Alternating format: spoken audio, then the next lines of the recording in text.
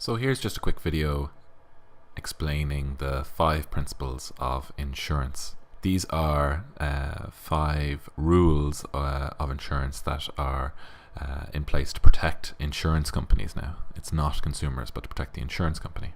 This is insurable insurance. This is the first one here. As it says, the insured person must have an interest in the item being insured. You cannot insure someone else's house, for example, or a car, because then you would have an incentive to damage their house or car, or for their house or car to be damaged. And you could claim and get money even though the damage doesn't affect you in any way.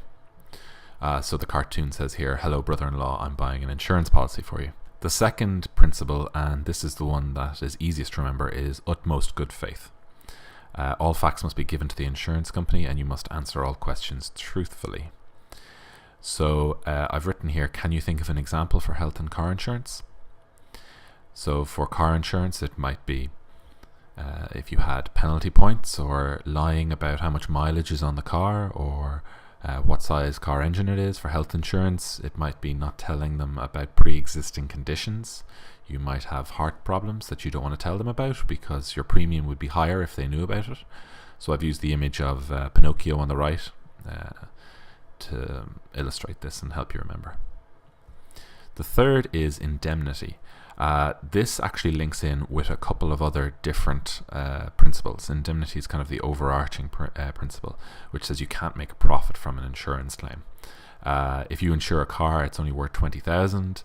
If you insure a car for 20,000, but it's only worth 15, you can't get 20 in compensation. The insurance company have adjusters and investigators who will determine what your claim will be. So if you try to fool them, you will get caught out. Often these adjusters and these, especially the investigators, are retired Gardaí. The adjusters actually figure out what you should be paid, whereas the investigators try to find out if you have attempted to defraud the insurance company.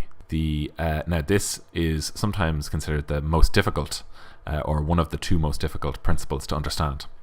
Subrogation. After paying the insured person, the insurance company now has the right to sue the person or company who caused the damage. So if we look at the photo, this is a good way to explain subrogation. If you had a dishwasher and the dishwasher caused a fire in the house and there was a lot of damage to your kitchen. Now if you had house insurance and the insurance company paid you 20,000 euros to fix your kitchen and to replace your washing machine and all the appliances. After the insurance company has paid you, the insurance company then have the right to sue the company that made the dishwasher if the dishwasher was faulty. So if the dishwasher had faulty wiring and it was the manufacturer's fault, the insurance company could sue that company and get their money back. Now, you are not allowed to sue the company after the insurance company has paid you. So after the fire happens, you have a choice. You can claim on your insurance, or you can sue the company that made the dishwasher, that caused the fire, for example. Once you choose to take the money from the insurance company, you can no longer sue. They are entitled to sue and get their money back. That is subrogation. And the last one is contribution. This is another tricky one sometimes. But a good way is to think of contribution, giving. This happens, this rule is in place if somebody had 2 insurance policies and they had 2 car insurance policies, one with Liberty and one with FBD. Now they crashed their car is worth 10,000 euros. They cannot get 10,000 euros from Liberty and 10,000 euros from FBD, because then they will be making a profit, because their original car is only worth 10,000. But if they claimed on 2 policies and they got paid the full amount, they would have 10,000 euros profit. And that links back to indemnity and not making a profit from insurance. So what happens is the insurance companies will either pay an equal amount, or it'll be split, maybe 80%, 20%, 60%, 40%.